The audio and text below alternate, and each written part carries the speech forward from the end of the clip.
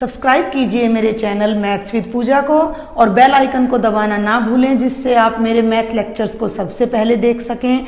मेरे video lectures को share कीजिए। Thank you. वेलकम स्टूडेंट्स, आज के लेक्चर में हम करेंगे प्रोडक्ट ऑफ टू वेक्टर्स।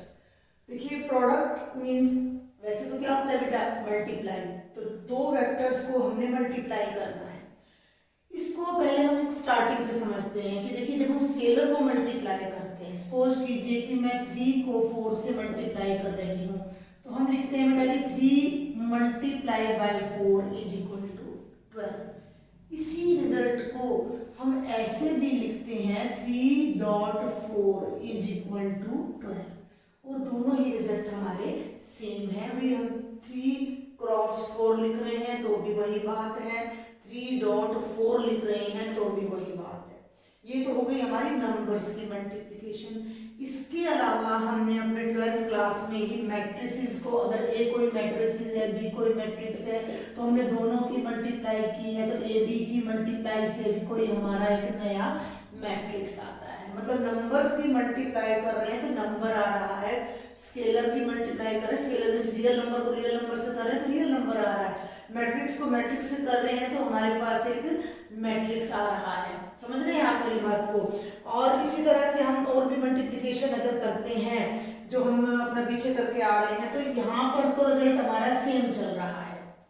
लेकिन एक चीज अब आप देखिए कि मान लीजिए मैंने ले लिया एक फंक्शन f(x), मैंने ले लिया x² + 5, ध्यान देंगे, और एक ले लिया मैंने gx मैंने ले लिया भाई 2x। क्लियर?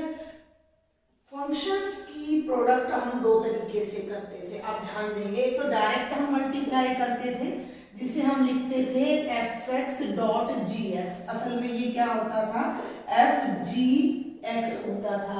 उसको हम कैसे करते थे भाई, x² + 5 × 2x, तो ये क्या बन जाता था 2x³ + 10x। क्लियर? ये तो हो गई अपनी सिंपल प्रोडक्ट। एक हम करते थे कॉम्पोजिशन, आप याद कीजिए, FOGX। ये कैसे होता था भाई, ये होता था f(gx).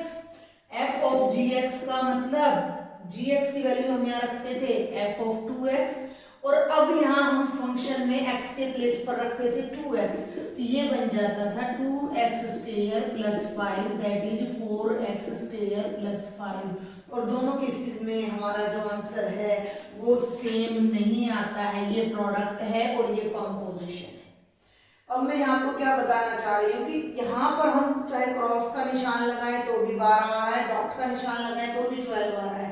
मैट्रिसेस में भी अगर आप a × b लिखते हैं या a × b लिखते हैं तो भी वही बात आपकी आ जाती है।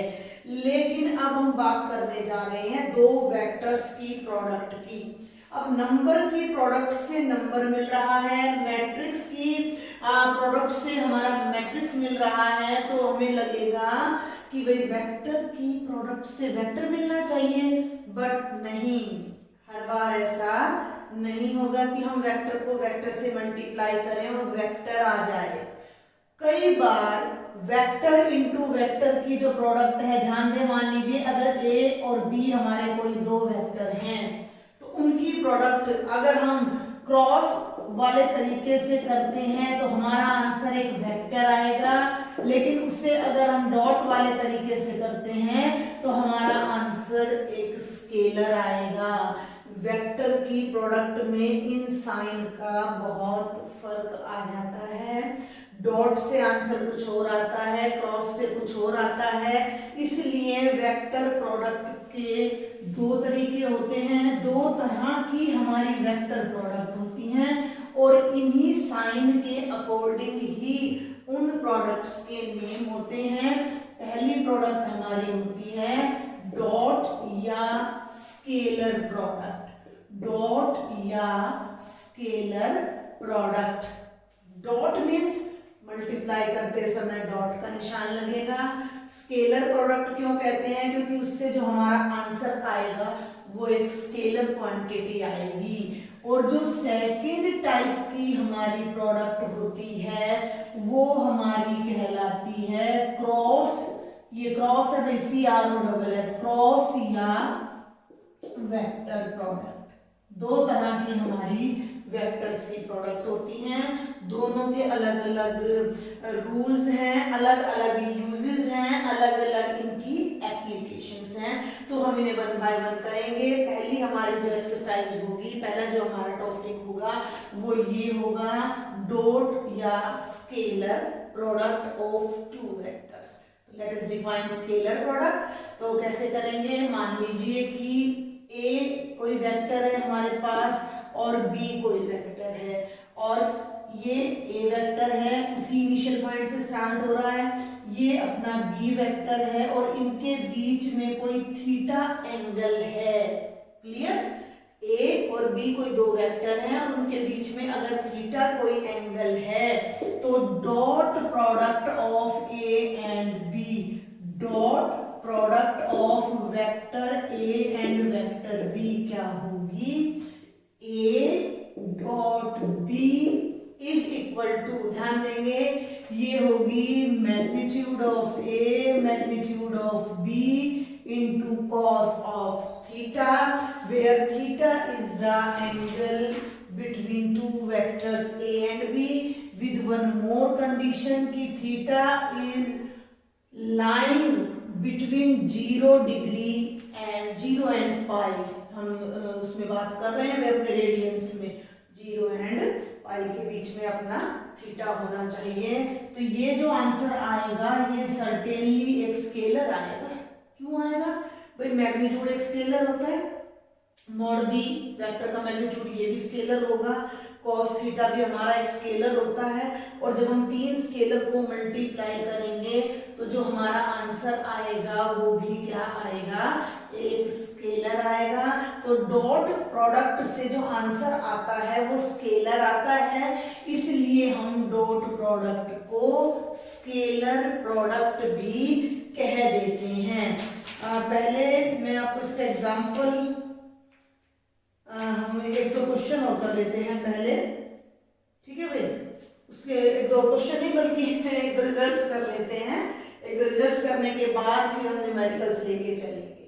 तो यहाँ पर अब आप ये ध्यान दें कि ए डॉट बी ये है, तो इससे एक रिजल्ट और डिराइव होता है कि अगर हम कोस थीटा को यहीं रख दें और ये दोनों टर्म्स को हम नीचे ले आए तो ये रिजल्ट ऐसे भी हो सकता है, vector A dot B by magnitude of A magnitude of B is equal to cos theta.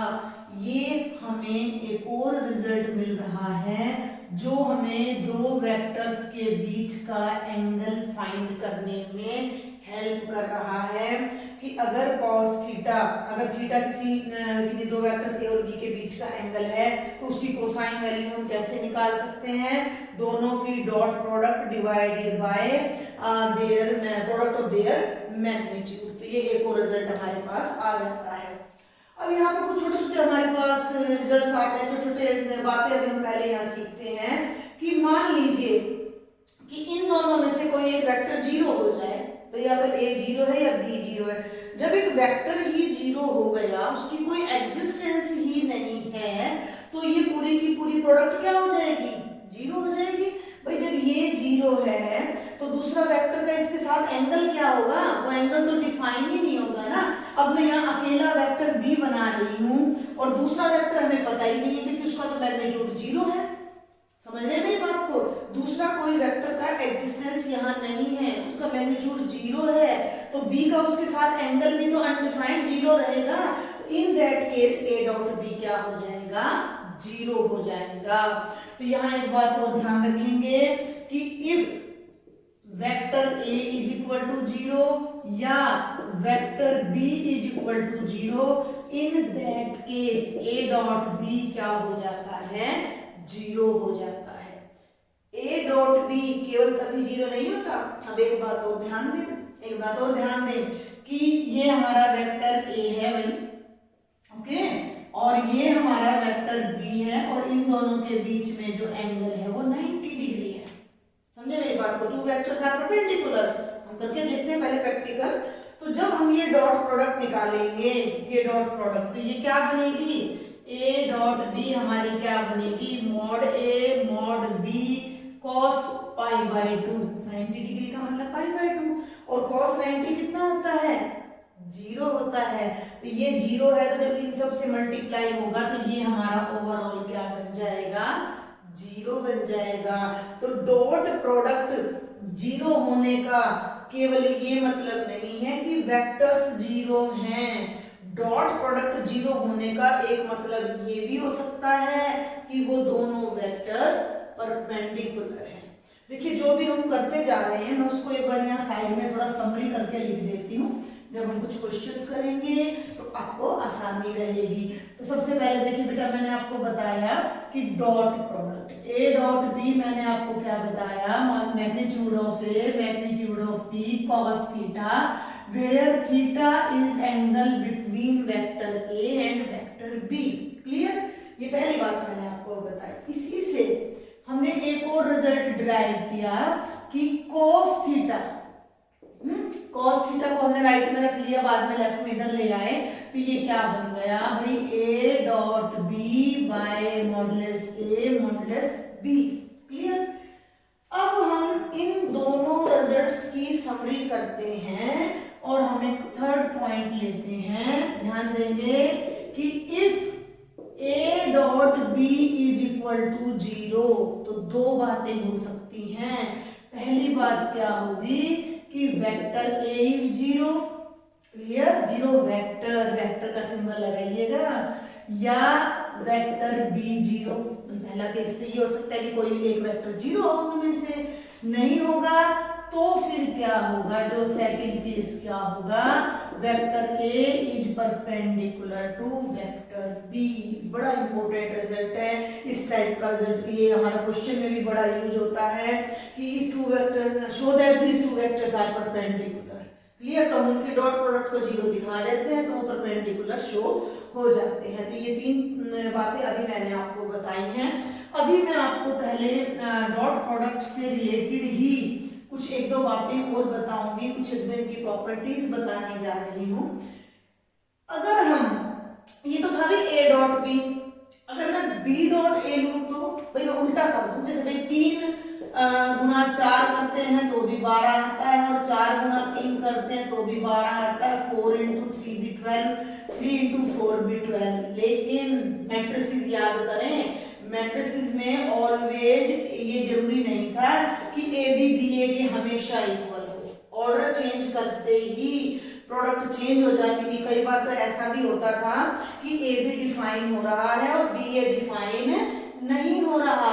तो अब हमें यही देखना है कि वेक्टर के केस में क्या है, यहाँ डॉट प्रोडक्ट में तो भाई डॉट प्रोडक्ट तो डिफाइन हो रही है, लेकिन क्या ये सेम आएंगी, तो b डॉट a देखिए, मॉड b पहला वेक्टर का मैग्नीट्यूड, दूसरे वेक्टर का magnitude into cos of theta. भाई कोई फर्क पड़ रहा है क्या, ये तो प्रोडक्ट ही तो आ रही है, इट मींस ये बोथ क्या है, सेम है, तो ये दोनों ही सेम है, तो a dot b is equal to क्या आ जाएगा, b dot a। This is called commutativity, कि अगर किन्हीं दो वेक्टर्स का हम ऑर्डर चेंज कर दें तो भी उनकी जो डॉट प्रोडक्ट है वो ऑलवेज क्या आती है, सेम आती है। This is called commutativity. चलिए अब एक रिजल्ट और आ जाता है, बहुत छोटी छोटी बातें हैं जो हमारी आगे क्वेश्चंस में यूज होंगी। ये बातें अभी हमने देखा था कि ए और बी 90 डिग्री का एंगल है दोनों के बीच में, यानी कि दोनों परपेंडिकुलर है। कहाँ लिखा मैंने, ये दोनों परपेंडिकुलर है। अगर दोनों परपेंडिकुलर हैं तो डॉट प्रोडक्ट आ रही है 0। अब हम अपना एक अगला केस ले लेते हैं कि थीटा 0 हो जाए, एंगल ही 0 हो जाए, यहाँ तो वेक्टर 0 हो जाए, उधर थर्ड नंबर पे वेक्टर 0 हो जाए। अब थीटा 0 हो जाए, भाई थीटा 0 का मतलब भाई यही तो वेक्टर a हो गया और यही वेक्टर b हो गया, यानी दोनों के बीच में कोई एंगल ही नहीं है, सेम लाइन पर है दोनों। इन दैट केस ध्यान देंगे तो a डॉट b क्या हो जाएगा, mod a mod b cos 0, और cos 0 कितना होता है, 1 होता है, तो ये बन जाएगा मॉड a मॉड b, यानी a डॉट b केवल उनके मैग्नीट्यूड की प्रोडक्ट रह जाएगी। समझ रहे हैं बात को, ये इनका जो स्केलर पार्ट है केवल उसकी प्रोडक्ट रह जाएगी, उनकी मैग्नीट्यूड की प्रोडक्ट रह जाएगी, डायरेक्शन की कोई इसमें जरूरत ही नहीं है, कोई रोल ही नहीं रहेगा इसमें डायरेक्शन का। Understand my point. और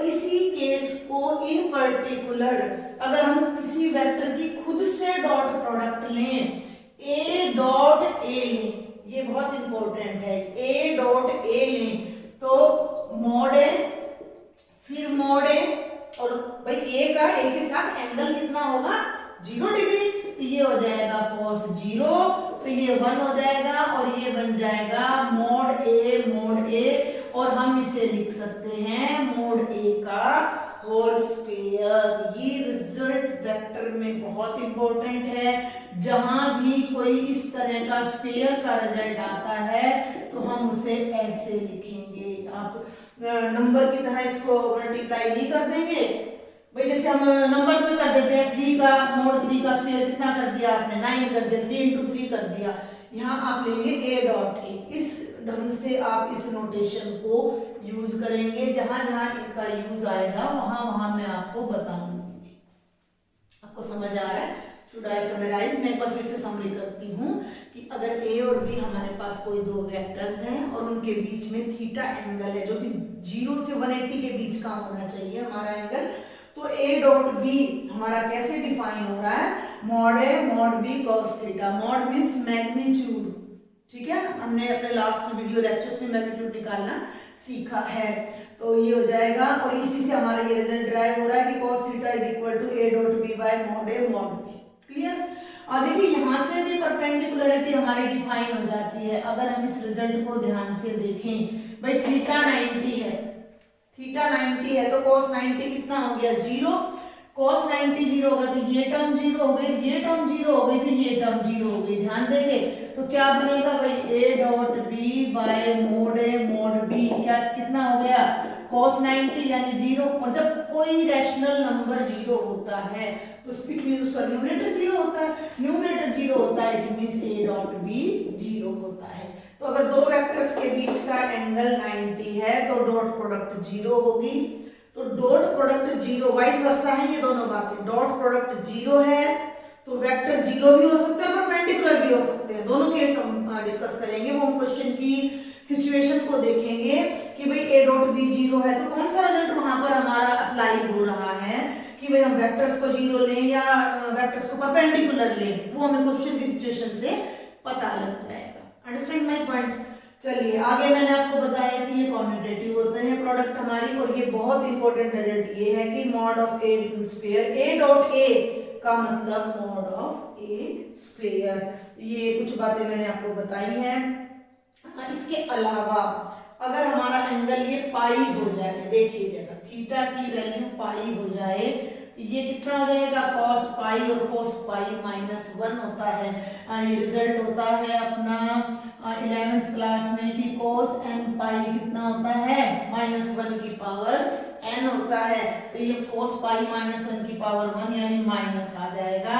तो ये रिजल्ट हमारे पास आएगा। इन that case a dot b क्या हो जाएगा minus of mod a mod b। ये रिजल्ट इतने ज्यादा यूज नहीं होने वाले हैं हमारे। और अगर आप नेगेटिव की बात करते हैं, चलिए सेम और ले लेते हैं अगर हम, तो देखिए अब मेरी बात को समझिए कि ये है हमारा वेक्टर a, ठीक है? क्लियर? और इसी को अपोजिट जब हम ले लेते हैं, डायरेक्शन अपोजिट ले लेते हैं तो वो बन जाता है -a। और अपोजिट लेने का क्या मतलब है कि ये पेन ऐसे चला गया तो जो एंगल बन गया वो अपना कितना बन गया भाई 180 डिग्री बन गया, यानी कि मैं कहूं तो पाई बन गया। तो a dot minus a dot minus a का क्या मतलब है? वेक्टर a का मैग्नीट्यूड, फिर माइनस a का मैग्नीट्यूड, और फिर भाई cos पाई, ठीक है? फर्स्ट वेक्टर का मैग्नीट्यूड, सेकंड वेक्टर का मैग्नीट्यूड, साथ में cos पाई। भाई मैग्नीट्यूड तो आप नेगेटिव का ले लो पॉजिटिव का ले लो सेम आएगा। तो ये तो हो गया मोड a और cos पाई कितना हो जाएगा -1। तो ये ध्यान देंगे। अब कई बच्चे ये सोच लेते हैं कि ये माइनस निकल के बाहर आ गया, ऐसा कुछ नहीं हो रहा है, ये ड्यू टू एंगल पाई हो रहा है। ये हो जाएगा माइनस ऑफ मोड a का स्क्वायर। क्लियर? तो इस रिजल्ट को भी मैं यहाँ हाईलाइट कर देती हूँ। Minus of mod a square क्या बनेगा a dot minus a dot minus A कर लो बात है भाई, पहला वेक्टर नेगेटिव ले लो, दूसरा पॉजिटिव, या पहला पॉजिटिव दूसरा नेगेटिव। तो ये कुछ प्रॉपर्टीज मैंने आपको बताई हैं अभी डॉट प्रोडक्ट की। पहले मैं एक एग्जांपल लूंगी, देखती हूँ एग्जांपल्स कुछ इनसे रेलिवेंट अगर हैं तो। इससे पहले भी यस एक और हम ले लेते हैं कि हमने एक सिस्टम किया था अपना 3D में कि ये हमारा अगर x एक्सिस है, ये अपना y एक्सिस है और ये अपना z एक्सिस है, तो हमने इनके अलोंग यूनिट वेक्टर डिफाइन किए थे। तो x के अलोंग हमने किया था i, y के अलोंग हमने किया था j और z के अलोंग हमने किया था k, and these three unit vectors are mutually perpendicular. i j j k i सबके बीच में 90 डिग्री का एंगल चल रहा है। तो what about their dot product, क्या हम इनके डॉट प्रोडक्ट कर सकते हैं? बिल्कुल कर सकते हैं। देखिए कैसे भाई, i डॉट i का क्या मतलब है, i का मैग्नीट्यूड और i के साथ एंगल, खुद के साथ एंगल कितना होता है 0 डिग्री, तो ये हो जाएगा भाई cos 0 डिग्री। ठीक है, अब i यूनिट वेक्टर है, मैग्नीट्यूड होगा 1, फिर यूनिट वेक्टर है, मैग्नीट्यूड होगा 1, cos 0 होगा 1, तो प्रोडक्ट कितनी आएगी 1, तो i डॉट i 1 आएगा। And similarly j dot j भी 1 आएगा और k डॉट k भी 1 आएगा। तो यहाँ क्या समरी होती है हमारी, किसी भी यूनिट वेक्टर की खुद से जो डॉट प्रोडक्ट है वो 1 आएगी। Clear? And what about the dot product of unit vector with other vectors, भाई इन्हीं के किसी और के साथ अगर हम डॉट प्रोडक्ट लें तो क्या होगा, तो ये होगा भाई i डॉट j लेके देख लो, i डॉट j लेके देखो तो ये क्या बनेगा, मॉड i मॉड j, और i और j के बीच कितने डिग्री का एंगल, कितना एंगल 90 डिग्री है या cos pi by 2 है, तो ये हो गया cos pi by 2, तो 1 into 0, और ये कितना आ जाएगा 0। और वैसे भी डायरेक्ट रिजल्ट है कि अगर दो वेक्टर परपेंडिकुलर हैं तो जो डॉट प्रोडक्ट है वो कितनी होती है 0 होती है।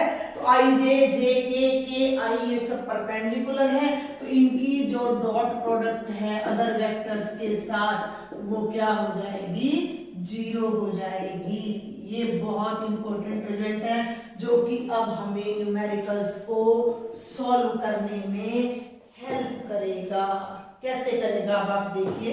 अब मैं आपको कंपोनेंट फॉर्म में एक डॉट प्रोडक्ट करके दिखा रही हूँ, इसीलिए अब एग्जांपल नहीं उठाए थे, पहले मैं आपको एक कंपोनेंट फॉर्म में डॉट प्रोडक्ट करके दिखाती हूँ। ठीक है भाई, ये देखिए ये है कोई हमारा vector a1i plus a2j plus a3k। Clear? और ये है हमारा कोई वेक्टर b, a2i, हाँ b1i, सॉरी ये हम b में ले रहे हैं तो b में लेके चलेंगे, b1i plus b2j plus b3k। और विदाउट डेफिनेशन, cos थीटा वाली डेफिनेशन नहीं ले रहे हम, उनका उसमें आ गए हैं ना कंपोनेंट्स में, तो हम देखते हैं a डॉट b का क्या मतलब है। तो हम a की वैल्यू यहाँ रख देते हैं a1i plus a2j plus a3k dot, components में कर रहे हैं अब हम ये ध्यान देना, b1i b2j प्लस b3k। तो ये बिल्कुल जैसे हम अलजेब्रा में मल्टीप्लाई करते थे बिल्कुल उसी तरह मल्टीप्लाई करेंगे। 3 टर्म्स यहाँ है और 3 यहाँ है, और 3 3 जा 9 टर्म्स आएंगी, जिनमें से मैं आपको फर्स्ट को इन तीनों से करके दिखाऊंगी, उसके बाद मैं छोड़ दूंगी।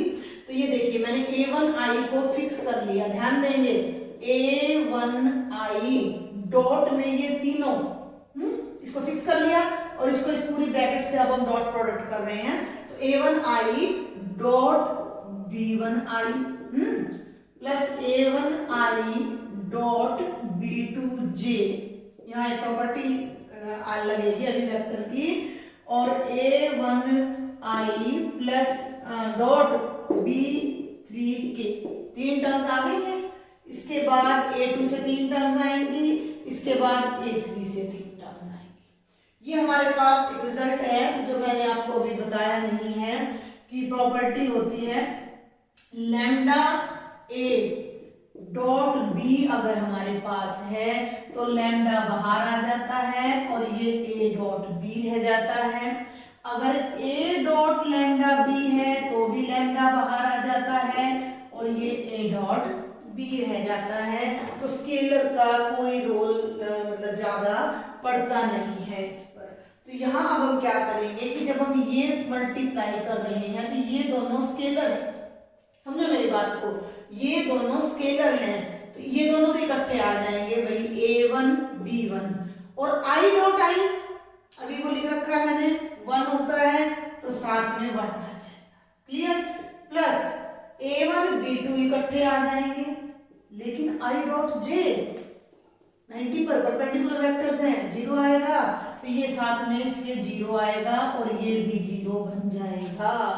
तो क्या बताना चाह रही हूं मैं आपको कि जब इस i वाले कंपोनेंट को इन तीनों से मल्टीप्लाई करेंगे तो केवल ये बचेगा, ये दोनों इसके साथ 0 बनेंगे। इसी तरह जब इस सेकंड पार्ट को j वाले को i से करोगे तो 0 बनेगा, k से करोगे तो 0 बनेगा और जब हम इस कंपोनेंट को a2j को b2j से डॉट प्रोडक्ट करेंगे तो वो क्या बनेगी, वो बनेगी a2b2j डॉट j और ये बन जाएगा। तो जो अगला नॉन जीरो रिजल्ट आएगा वो हमारा a2b2 आएगा और उससे अगला जो नॉन जीरो रिजल्ट आएगा वो a3b3 आएगा।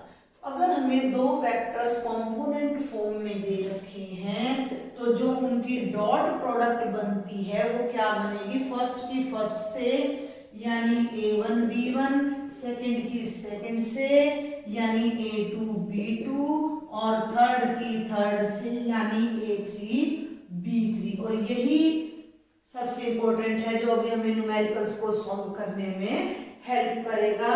तो ये चीज भी आपने ध्यान रखनी है। अब मैं इसको डायरेक्ट सिर्फ इसका आंसर यहाँ लिख रही हूँ a1 b1 plus a2 b2 plus a3 b3 जो कि कंपोनेंट फॉर्म में हम यहाँ पर इसको लेकर चल रहे हैं। और डिस्ट्रीब्यूटिव भी होती है भाई हमारी डॉट प्रोडक्ट जो है वो डिस्ट्रीब्यूटिव प्रॉपर्टी को भी सेटिस्फाई करती है, जिसे मैं यहाँ नीचे ही लिख देती हूँ कि बहुत ही बिल्कुल जैसे स्केलर में हमारा काम चलता है बिल्कुल इसी तरह से हमारा डॉट प्रोडक्ट में चलता है। a dot b plus c है, दो वेक्टर्स को ऐड करके डॉट कर लो या पहले डॉट कर लो a डॉट b और a डॉट c फिर ऐड कर दीजिए, डजंट मैटर। तो आई थिंक यहाँ तक आपको कुछ बातें समझ आई होंगी। अभी जब न्यूमेरिकल्स करेंगे तो आपको और भी डाउट्स क्लियर होंगे। तो सबसे पहले मैं आपको कराती हूँ एग्जाम्पल नंबर 13। अगर आपको कोई डाउट रहता है बेटा तो आप मुझे बताएं, कमेंट बॉक्स में बताएं। कोई आपको कमी लगती है लेक्चर में तो भी आप मुझे बताएं। Find the angle between two vectors, find the angle between two vectors a and b। ध्यान देंगे विद मैग्नीट्यूड 1 and 2। मैग्नीट्यूड यानी a का मैग्नीट्यूड 1 है और b का मैग्नीट्यूड 2 है और जो a डॉट b है वो 1 है। देखो कितना आसान क्वेश्चन है, कितना ज्यादा आसान क्वेश्चन है कि बिल्कुल आपको सब कुछ ही तो रेडीमेड दे दिया है। दो वेक्टर है a एंड b, उनके बीच का एंगल निकालना है। आप सीधा लिखिए let theta be the angle between vector a and vector b। Clear, हमें बिल्कुल साफ ये रिजल्ट पता है कि भाई cos थीटा क्या होता है a dot b by mod a mod b और हर वैल्यू हमें गिवन है, हर वैल्यू हमें गिवन है। तो ये क्या बन जाएगा a डॉट b कितना है 1, a का मैग्नीट्यूड कितना है 1, b का कितना है 2, ये बन गया 1/2। अब भाई cos थीटा की वैल्यू 1/2 कितने डिग्री पे होती है, ये cos थीटा की 60 डिग्री पे। उल्टा चलता है ना हमारा, तो ये साइन से तो ये हो जाएगा cos π/3। तो थीटा की वैल्यू हमारी कितनी आ जाएगी π/3। तो हमारा एंगल कितना आ जाएगा π/3। बहुत ही आसान क्वेश्चन था ये हमारा। और अब हम करते हैं example I will say example number 14, उसमें भी एंगल ही निकालना है हमने।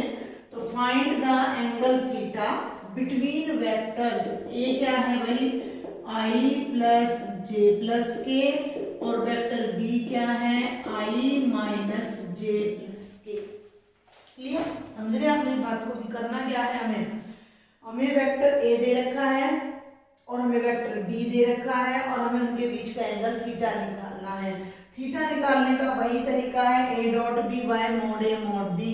मीन्स अब हमें मॉड ए भी निकालना है, मॉड बी निकालना है, डॉट निकालना है, फिर एंगल निकालना है। तो जब आप एग्जाम में करेंगे तो अच्छे से करेंगे कि वेक्टर ए है ये i प्लस जे प्लस के और वेक्टर बी है i माइनस जे प्लस के।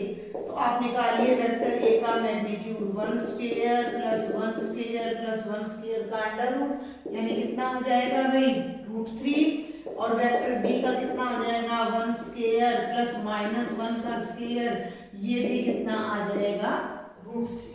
क्लियर, अब रह गई इनकी डॉट प्रोडक्ट। डॉट प्रोडक्ट अभी मैंने आपको कंपोनेंट फॉर्म में बताई है, तो वो हमारी कितनी हो जाएगी, फर्स्ट की फर्स्ट से करेंगे 1 into 1 प्लस फर्स्ट की सेकंड से करेंगे तो 1 into -1 प्लस फर्स्ट की फर्स्ट से करेंगे तो 1 into 1। समझ रहे हैं? आप यहाँ वेक्टर ए लिखेंगे, वेक्टर बी लिखेंगे और फिर आप ये करेंगे तो ये बन गया 1 - 1 + 1, यानी a डॉट बी कितना हो गया 1। अब हमें थीटा निकालना है, तो let theta be the angle. तो हमें पता है कि cos थीटा क्या होता है भाई a dot B by mod a mod b, और a डॉट बी कितना आ रहा है 1 आ रहा है, मॉड कितना आ रहा है √3 आ रहा है, ये भी √3 आ रहा है, ये बन जाएगा 1/3।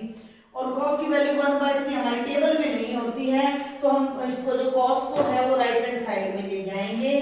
तो थीटा हमारा क्या बन जाएगा cos इनवर्स 1/3। अगर आपकी वैल्यू टेबल में से है एंगल की तो आप वहां से लिख दीजिए, अदरवाइज आप उसे इनवर्स की फॉर्म में भी राइट डाउन कर सकते हैं। तो ये था भाई एग्जांपल नंबर 14, जो कि बहुत ही आसान था। मैंने आपको सारे रिजल्ट्स यहाँ राइट साइड में लिख दिए हैं, जिन्हें आप अपनी एक्सरसाइज स्टार्ट करने से पहले लिख लीजिए ताकि आपको कोई प्रॉब्लम ना आए। एग्जांपल नंबर 15 देखिए, इफ अब मैं इसका सॉल्यूशन ही स्टार्ट कर रही हूँ डायरेक्ट यहाँ से, और मैं आपको स्टेटमेंट साइड में लिख दूंगी। इफ वेक्टर ए, क्या है vector A 5i minus J plus 3k, and vector B क्या है i plus 3j minus 5k। ये हमें स्टेटमेंट गिवन है। If this is A and B then show that, ध्यान देंगे स्टेटमेंट को मैं थोड़ी छोटी सी जगह में लिख रही हूं, देन शो दैट, क्या शो करना है कि vectors a plus B and a minus B are perpendicular. a plus B and a minus B are perpendicular, कि a प्लस बी, a में b ऐड करें तो एक वेक्टर बनता है, a में b माइनस करें तो एक वेक्टर बनता है, और उनसे जो दो नए वेक्टर आ रहे हैं वो आपस में परपेंडिकुलर है, ये आपने शो करना है। क्लियर? तो क्यों ना हम इन वेक्टर्स को बना लें पहले। तो पहले हम बना लेते हैं vector a plus B. Okay, a plus B का मतलब पहले यहाँ वेक्टर a लिखिएगा, फिर वेक्टर b लिखिएगा, तो ये बन जाएगा 6i plus 2j minus 2k। Clear? अब आप बना लीजिए a माइनस बी, तो 5 में से 1 गया भाई 4i minus 1 minus 3 minus 4j plus 3 plus 5 भाई प्लस 8k। अब हमें ये शो करना है कि ये दोनों वेक्टर्स आपस में परपेंडिकुलर हैं। तो इस रिजल्ट को आप लिखिए कि if vector a plus B and vector a minus B are perpendicular. तो अगर दो वेक्टर्स परपेंडिकुलर हों तो जो उनकी डॉट प्रोडक्ट है वो क्या होती है 0 होती है। इसका मतलब क्या होना चाहिए कि a plus B dot a minus B 0 आनी चाहिए। क्लियर? अब हम ये डॉट निकालते हैं। क्लियर? चलिए अब हम लेफ्ट हैंड साइड ले लेते हैं इसकी, हम ले लेते हैं a plus B dot A minus B. A plus B क्या है भाई, ये वेक्टर है 6i plus 2j minus 2k dot 4i minus 4j plus 8k। क्या बताया था मैंने आपको, कॉरस्पॉन्डिंग एलिमेंट्स मल्टीप्लाई कर दीजिए और ऐड कर दीजिए। 6 4 जा 24, 2 4 जा 8 माइनस का, और माइनस 2 प्लस 8 माइनस 16, 24 घटा 24 कितना आ गया, ये तो 0 आ गया। दोनों की जो डॉट प्रोडक्ट है वो कितनी आ गई, 0 आ गई। इसका क्या मतलब है कि vector a plus B is perpendicular का सिंबल है, आई थिंक सबको पता होगा आपको। तो vector a plus B is perpendicular to vector a minus B. ये भी बहुत ही आसान सा हमारा एग्जाम्पल था, एग्जाम्पल नंबर 15। अगर आपको कॉन्सेप्ट क्लियर है तो आपको बिल्कुल मुश्किल नहीं लगेगा। अभी हमारा बीच में प्रोजेक्शन का टॉपिक आएगा, तो उससे रिलेटेड है हमारा 16th एग्जाम्पल है, हमारी एक्सरसाइज के कुछ क्वेश्चंस है जिसे मैं नेक्स्ट वीडियो में कवर करूंगी। इस वीडियो में अभी हम बेसिकली बस डॉट प्रोडक्ट पर रिलेटेड कुछ एग्जाम्पल्स और क्वेश्चंस करेंगे, ताकि एक बार में आपको डॉट प्रोडक्ट ही क्लियर हो। ओके, अब हम करते हैं एग्जाम्पल नंबर 17। क्या है ये example, find magnitude of a minus B. ध्यान से समझिएगा, बड़ा इंपॉर्टेंट एग्जाम्पल है। If two vectors a and b are such that कि वेक्टर a का मैग्नीट्यूड 2 है, वेक्टर b का मैग्नीट्यूड 3 है, और a डॉट b हमारा 4 है। ये बिल्कुल अलग हटके एग्जाम्पल है, अलग हटके आ रहा है ये वाला क्वेश्चन। इसको हम कैसे करें, तो ये देखिए बेटा, इस पर नजर करिए। मैंने आपको बताया था बड़ा इंपॉर्टेंट रिजल्ट है, बहुत बार यूज होता है। मॉडुलस ऑफ ए स्क्वायर मैंने बताया था a डॉट ए, क्लियर। अब हमें ना a माइनस बी निकालना है, उसका मैग्नीट्यूड निकालना है। a माइनस बी वेक्टर नहीं निकालना हमने, a माइनस बी वेक्टर का मैग्नीट्यूड निकालना है। अब ये नहीं कर देना, आप मेरी बात को समझो कि कहीं आप ये कर दो कि a का मैग्नीट्यूड माइनस b का मैग्नीट्यूड, नहीं, बिल्कुल भी नहीं। कहीं आप ये मॉडुलस के साइन को यहाँ सेपरेट कर दो, 2 माइनस 3 कर दो, ऐसा बिल्कुल भी नहीं है, ऐसा कोई रिजल्ट हमने नहीं किया है। तो फिर हम क्या करें, इस क्वेश्चन को किस तरह प्रूव करें, किस तरह सॉल्व करें, तो देखिए जरा, ये सॉल्यूशन ही आप यहाँ से मान के चलिएगा कि हमें ये निकालना है। तो यहाँ से आपका सॉल्यूशन स्टार्ट हो जाता है कि वेक्टर a ये है, b ये है, और a डॉट b ये है, और हमें modulus of a minus b निकालना है। मॉडुलस तो नहीं पता, लेकिन हमने मॉडुलस का स्क्वायर देखा है अभी यहाँ पर कि कैसे निकलता है। तो हम क्यों ना a माइनस b का मॉडुलस का स्क्वायर लेके चले, तो वो क्या बनेगा, इसी वेक्टर की इसी से डॉट प्रोडक्ट, ठीक है। तो ये क्या बन जाएगा, a माइनस b की a माइनस b से डॉट प्रोडक्ट, ठीक है। और डॉट प्रोडक्ट बिल्कुल अपने अलजेब्रा की तरह होती है, पहले a की इन दोनों से डॉट कर दीजिए, फिर b की इन दोनों से, क्योंकि मैं आपको प्रॉपर्टीज बता चुकी हूँ, यहाँ भी बता चुकी हूँ मैं आपको प्रॉपर्टी, कम्यूटेटिविटी भी मैं आपको बता चुकी हूँ कि a dot b dot a के इक्वल होता है। तो a को a से, देखिए ऐसे चलेंगे, a को a से करेंगे तो बनेगा a डॉट a, फिर भाई a को b से करेंगे तो plus minus minus a dot b, बिल्कुल अलजेब्रा है, बट ये ध्यान रखना है कि डॉट हर बार लगाना है, माइनस b डॉट a और minus minus plus b dot b। अगर आप ऐसे लिख रहे हो वेक्टर को तो ये मीनिंगलेस है ना, ये प्रोडक्ट में कंसीडर नहीं होगा, ये कोई प्रोडक्ट नहीं है। अब देखो ध्यान से, a डॉट a यहाँ से हमने क्या देखा था, ये था भाई मॉड a का स्क्वायर, ठीक है। ध्यान देंगे a डॉट b और b डॉट a और a डॉट b बराबर होते हैं, कम्यूटेटिविटी, a डॉट b और b डॉट a बराबर होते हैं, तो भाई इसकी जगह भी क्या कर दो, a डॉट b कर दो, ठीक है। और ये हो गया भाई मॉड b का स्क्वायर, ये हो गया मॉड b का स्क्वायर। तो मॉड a तो हमारे पास है, कितना है, 2 है, तो 2 का स्क्वायर, a डॉट b भी हमारे पास है, कितना है, 4 है, और b कितना है, मॉड b 3 का स्क्वायर।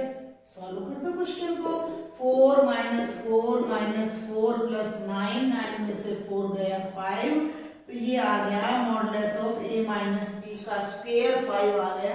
स्क्वायर को हटाइएगा तो क्या मिल जाएगा भाई आपको, स्क्वायर को हटाओगे तो आपका क्या आ जाएगा, स्क्वायर रूट आ जाएगा। तो ये बन जाएगा modulus of a minus B is under root of 5। ये भी एक हमारा बिल्कुल डिफरेंट क्वेश्चन था, अलग हटके क्वेश्चन था।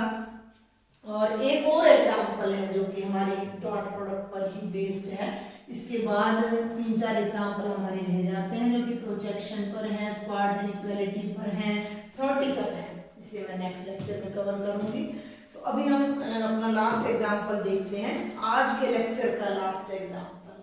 ठीक है भाई, वो है हमारा एग्जांपल नंबर 18, जिसमें कहा गया है if a is a unit vector, ध्यान देंगे a is a unit vector, ये हमें कहा गया है, and x minus a dot x plus a अगर 8 है, then find modulus of x। मुझे नहीं लगता ये बिल्कुल भी मुश्किल क्वेश्चन है।